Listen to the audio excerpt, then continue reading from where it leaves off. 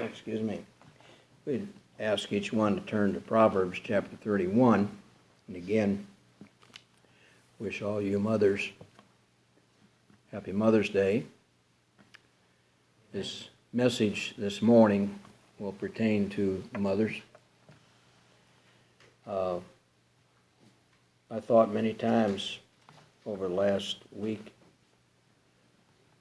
how to preach this. We've preached messages prior and previous times on mothers, but this kept coming back to my mind. I want to begin reading in verse 10 of chapter 31 of the book of Proverbs. It says, "Who can find a virtuous woman? For her price is far above rubies. The heart of her husband doth safely trust in her, so that he shall have no need of spoil. She will do him good and not evil all the days of her life. She seeketh wool and flax, and worketh willingly with her hands. She is like the merchandise, or the merchant ships. She bringeth her food from afar. She riseth also while it is yet night, and giveth meat to her household, and a portion to her maidens. She considereth a field, and buyeth it. With the fruit of her hands she planteth a vineyard. She girdeth her loins with strength, and strengtheneth her arms. She perceiveth that her merchandise is good. Her candle goeth not out by night. She layeth her hands to the spindle, and her hands hold the distaff. She stretcheth out her hand to the poor, yea, she reacheth forth her hands to the needy.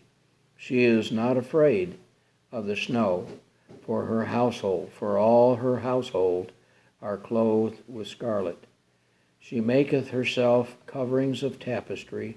Her clothing is silk and purple. Her husband is known in the gates, when he sitteth among the elders of the land. She maketh fine linen, and selleth it, and delivereth girdles unto the merchants. Strength and honor are her clothing, and she shall rejoice in time to come. She openeth her mouth with wisdom, and in her tongue is the law of kindness. She looketh well to the ways of her household, and eateth not the bread of idleness. Her children rise up and call her blessed, her husband also, and he praiseth her.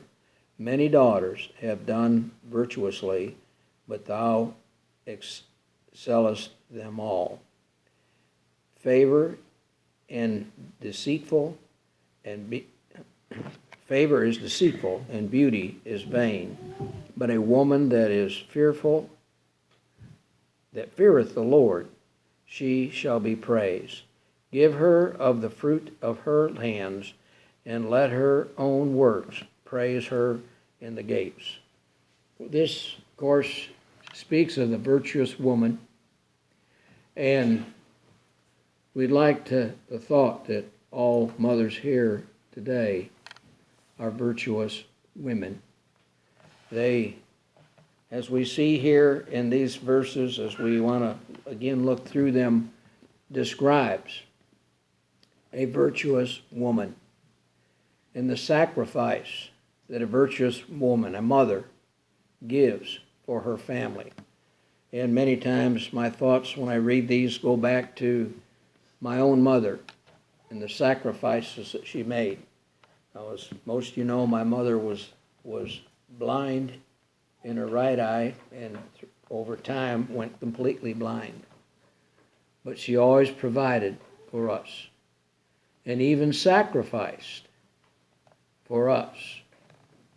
And we can see many of the descriptions here of this virtuous woman that we can apply to her But a virtuous woman is of great value to her husband and her family. Again, in verses 10 through 13 here it says, "Who can find a virtuous woman? For her price is far above rubies. The heart of her husband doth surely testify or trust in her, so that he shall have no need of spoil. She shall do him good and not evil all the days of her life. She seeketh wool and flax, and worketh willingly with her hands." So this 31st chapter of Proverbs was written by King Lemuel, and he asked the question, who can find a virtuous woman? Who can find a virtuous woman? Well, we'd ask, what does it mean to be a virtuous woman? Now, if modern definitions probably wouldn't give you a good biblical definition. The word virtuous here means to be mighty, strength, valor, a host, and substance. She is a mighty woman. In other words, she has strength, and she has valor and substance. In Proverbs chapter 12 and verse 4, we find here that Solomon writes,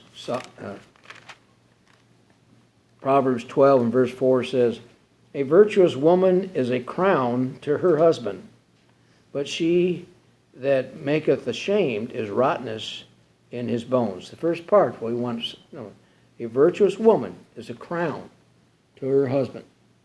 It's a crown. This is like speaking like royalty. The value of a virtuous woman to her husband and to her children. It's unmeasurable. You cannot measure the value of that. Chapter 18 here in verse 22, Solomon also writes, he says, "A merry heart doth good like a machine, but a broken spirit," and I'm sorry, I haven't read chapter 17. Chapter 18, verse 22 says, "Whoso findeth a wife findeth a good thing, and obtaineth favor with the Lord." So if you found a virtuous wife, a virtuous woman, it's of great value unto you. Also then we see in chapter 19 and verse number 14, Solomon again writes, he says, "House and riches are in the inheritance of fathers, and a prudent wife is from the Lord." So if you have a virtuous wife, then this is a gift from God. It's not something that you have made. It's not something that man has manufactured. It's something that God has given unto us. So we see a virtuous woman then as one who is a helpmeet unto her husband.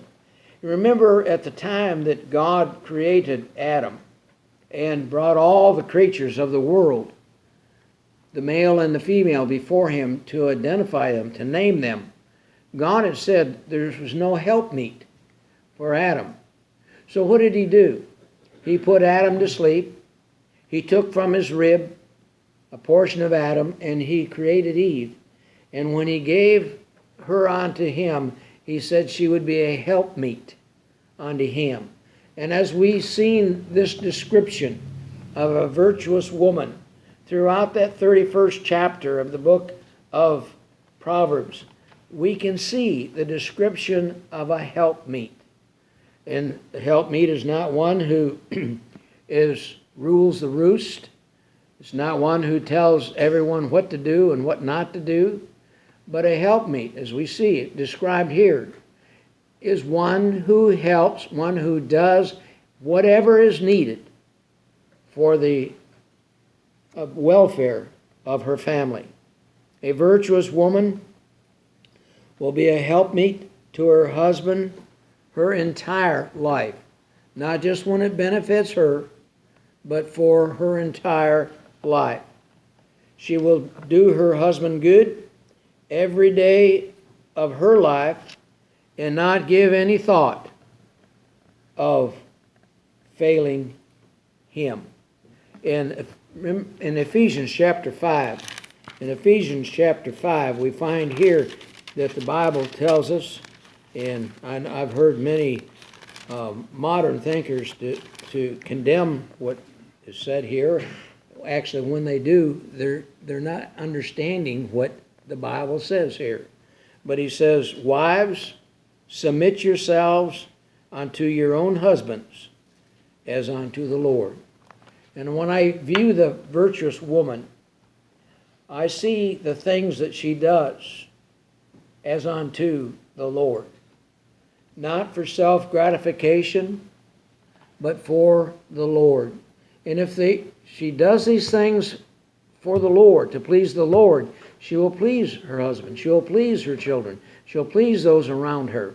And be an example unto her children. And an example unto those who are acquainted with her.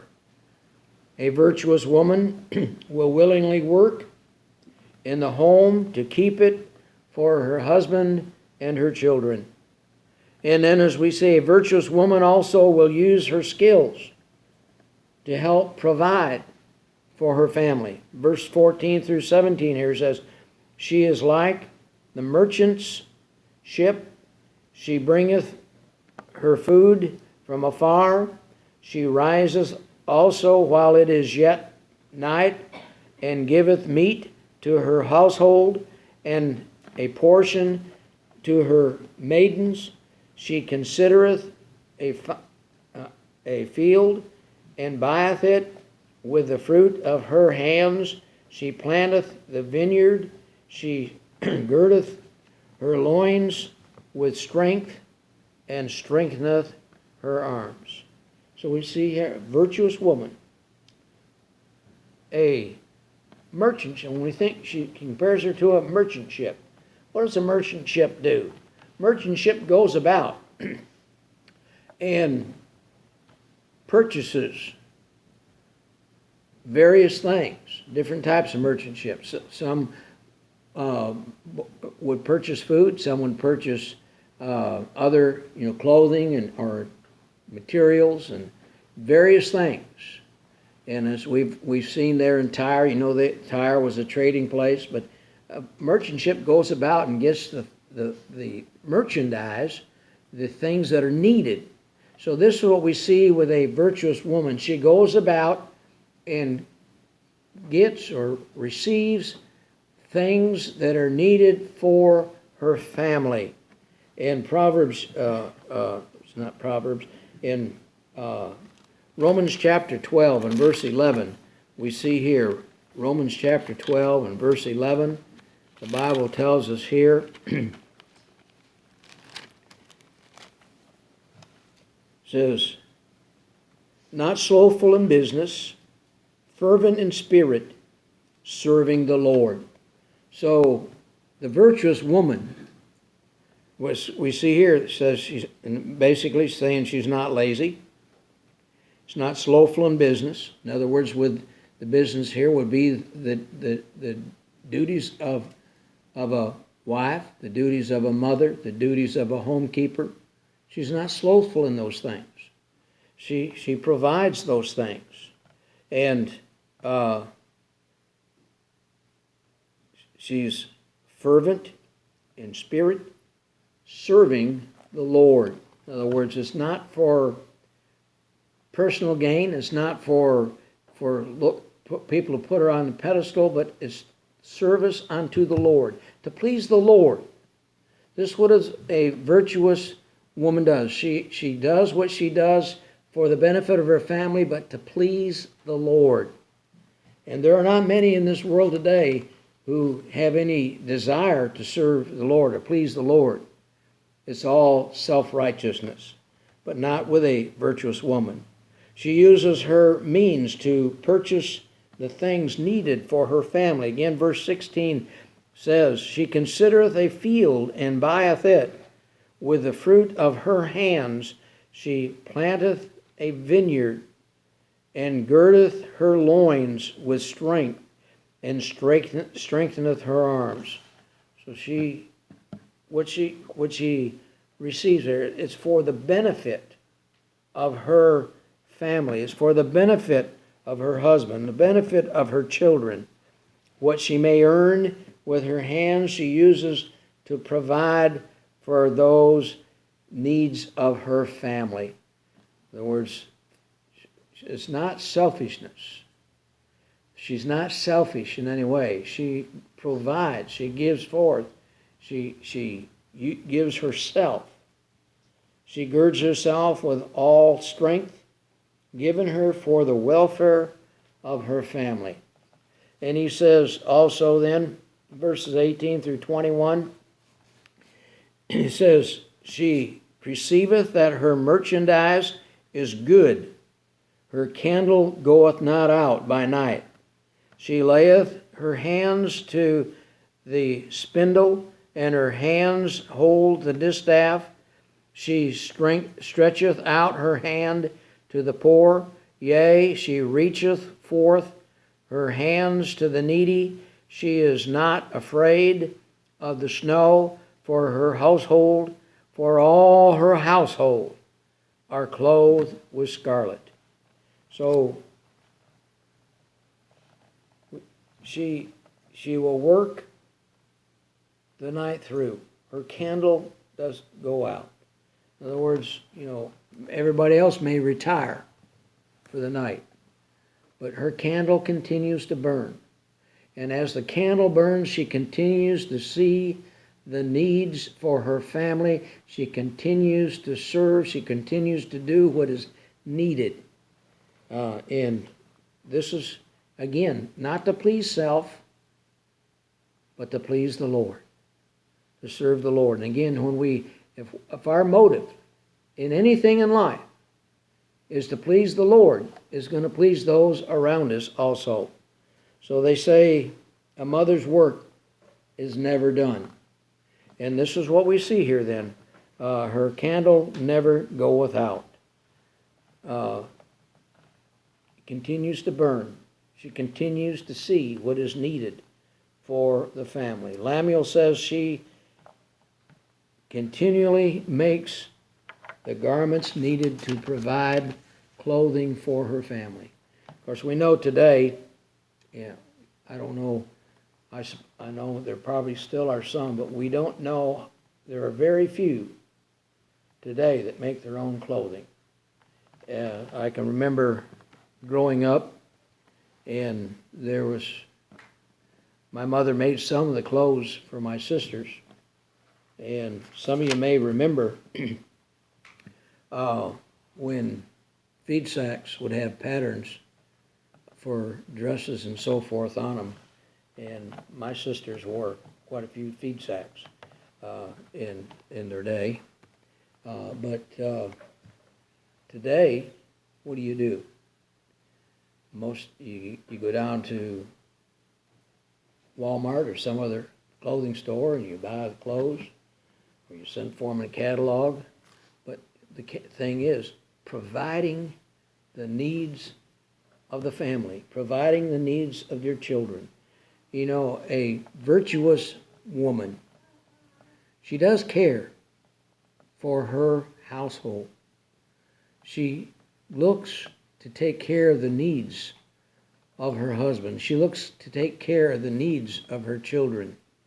And again, reflecting back on my own upbringing, I remember my mother, she would have a few dollars set aside, and she was supposed to purchase something for herself. But one of us 4 children might need a pair of shoes or something else. And that money that had been set aside for her needs, she used on us. And I can remember my grandmother, my mother's mother, sometimes scolding her for that. But she'd say, they had a need. And this is what we see with for the virtuous woman. Like in verse 20, it says, she stretcheth out her hand to the poor, yea, she reacheth forth her hands to the needy. She is not afraid of the snow for her household, for all her household are clothed with scarlet. Again, the virtuous woman, it's not just she takes care of her family, but when she sees someone else in need, she helps them. Again, I think of my mother. She might have $20 is all she had to her name, they would say. One of my aunts or uncles would come knock on the door. I need $20 for this or that. She'd give them the last money she had. My dad wasn't too happy sometimes, but a virtuous woman is not a selfish individual. Always sees the need of her family and sees the needs of those around her. In Hebrews in chapter 13 and verse 16, Hebrews chapter 13 and verse 16 says, but to do good and to communicate forget not, for with such sacrifices God is well pleased. So as we see the description here of the virtuous woman with what is written there in Hebrews 13:6, God is well pleased. And as we see this description of the virtuous woman and her deeds for her family, her husband, and the needs of others, God is well pleased. God is well pleased. A virtuous woman's husband is known by her care for him and her family. In verse 22, here it says, she maketh herself coverings of tapestry. Her clothing is silk and purple. Her husband is known in the gates when he sitteth among the elders of the land. And so when her husband goes out in the world, and her care for him is going to be reflected in his person as he sits with the elders. And many times and we've worked with individuals, and you could tell that there was neglect at home. On the other hand, I've known few bachelor men who were very fussy with their whole person and everything around them. But you can tell a man whose wife cares for the home. So when he goes out in the community and is seen, again, Proverbs chapter 12 and verse 4, we want to look back at that again. What Solomon says there, Proverbs 12 and verse 4, says, a virtuous woman is a crown to her husband, but she that maketh ashamed is rottenness in his bones. So we have both ends of the spectrum here. But the first part of that, a virtuous woman is a crown unto her husband. You can say a jewel unto her husband. Very valuable unto her husband. And again, it takes, as far as homes are concerned, it takes a virtuous woman and a loving husband to make a home function correctly. But as we see here many times, it's the virtuous woman, who is the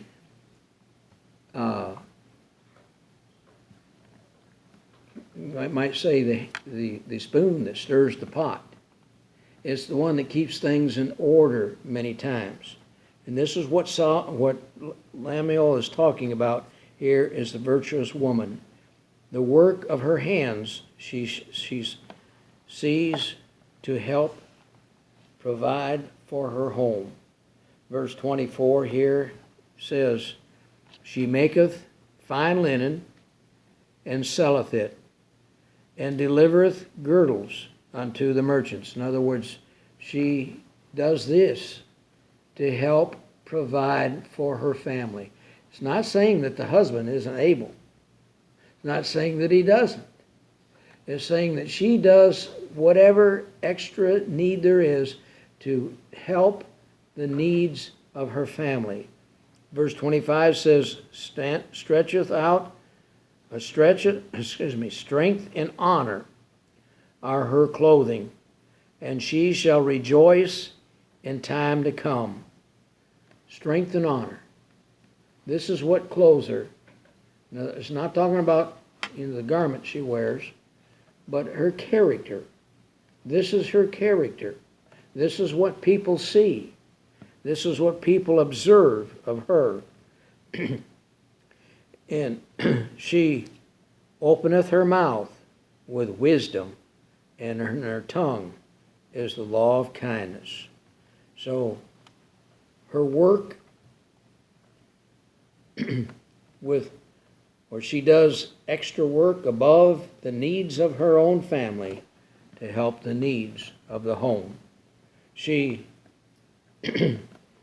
when she speaks, honor and righteousness come from her. In other words, she would probably express that this is my duties in the Lord. I'm here to please the Lord. And as we if we please the Lord, if our character, if our work, our duties, if they please the Lord, they're going to please all those around us. They're going to please the husband. They're going to please the children. And none of it's done for self-righteousness. Back in Psalms 37. Psalms 37 and excuse me. Psalms 37 and verse number 30, we find here that the Bible tells us, Psalms 37 and verse 30, says, the mouth of the righteous speaketh wisdom, and his tongue taketh of judgment. The mouth of the righteous. And the virtuous woman here is a righteous individual. So you can say the mouth of the virtuous woman is righteous and speaketh wisdom, and the tongue talketh judgment. The virtuous woman. And then Lemuel finishes out here, verse 27, he says, she looketh well to the ways of her household, and eateth not the bread of idleness. In other words, she's never idle. She's never one who wastes any time. Her mind is always set on what is needed for the family, what must be done for the family, what makes the home, you might say. And verse 28 says, her children arise up and call her blessed. Her husband also, and he praiseth her.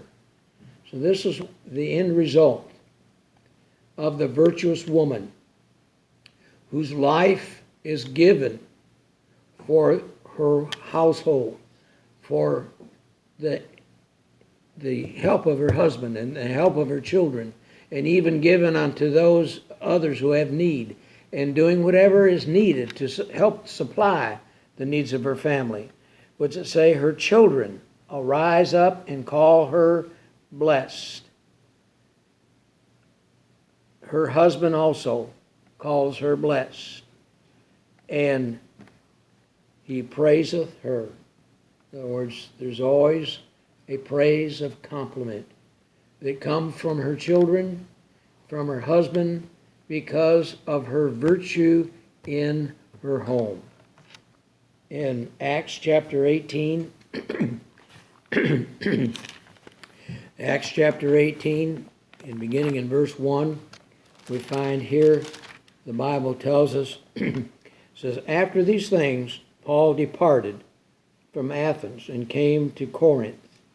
and found a certain Jew named Aquila, born in Pontus,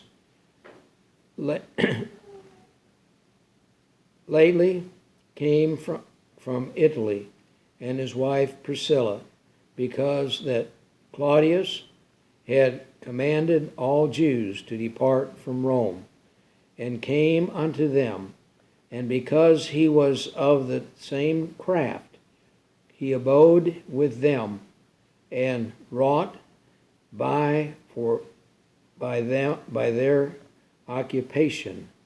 They were tent makers. So Aquila and Priscilla, they were tent makers. Paul dwelt with them. But here is Priscilla, a virtuous woman who aided in the needs of her family, needed the aids with her husband. So because of her virtuous care for her husband and children, they call her blessed. They call her blessed. You know, as we look at today, as Mother's Day, many times in life, the only time that a mother gets any praise is on Mother's Day. That's good, but it's not good. When we look at what a virtuous woman, what a mother who is a virtuous woman, what she does, what she sacrifices for her family, she should receive praise and blessings every day of the year. Not just once a year, not just once in a while, but consider what they do for the benefit of their family. Many other women desire to follow her example. In verse 29 it says, many daughters have done virtuously, but thou excellest them all. In other words, there's been other virtues. He said, but this woman that Lemuel's talking about here, she excels or exceeds them all. Her example is that which needs to be followed, that what needs to be looked upon, that which needs to be the standard, you might say, to follow. He says, favor is deceitful, and beauty is vain, but a woman that feareth the Lord, she shall be praised. In other words, that we've all probably known women in this world who have been blessed with physical beauty, and they allow that to rule their life. But he says the virtuous woman, favor and deceitful and beauty is vain. But a woman that feareth the Lord, she shall be praised. In other words, the virtuous woman isn't concerned with physical beauty or physical attractions, but to please the Lord. And she is blessed as such. He says, give her of the fruit of her hands, and let her own works praise her in the gates. In other words, this virtuous woman, she's just going to let her deeds, her virtue, her works for her care for her family, she's going to let that praise her.